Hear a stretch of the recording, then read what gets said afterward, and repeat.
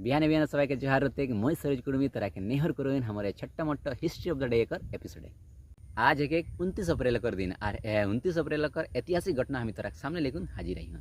जो पहले घटना हम तोरा सामने कहन एटा है 1848 महाने कर घटना और एटा किना है ना आज कर दिन 1848 महाने भारत एक महान चित्रकार राजा रवि वर्मा कर जन्म हल्ले। वही राजा रवि वर्मा जने पौराणिक पात्र गिलाके अपन कलाक जरिए जीवंत कर एक पर जो घटनाटा हम तोरा सामने कहन एटा है 1939 महाने कर घटना और एटा किना है ना आज कर दिन 1939 महाने जे रो हलो कांग्रेस अध्यक्ष नेताजी सुभाष चंद्र बोस ओई निजे पदले निजे अध्यक्ष पदले इस्तीफा दे दिल्ली। एक पर जो घटनाटा हम तोरा सामने कहन एटा है 1945 महाने कर घटना और एटा किना है ना आज कर दिन 1945 महाने एडल्फ हिटलर जे एक तनासार हलो जर्मनी कर ओई निजे प्रेमिका इवा ब्राउन संगे बंकरे बिहा करल।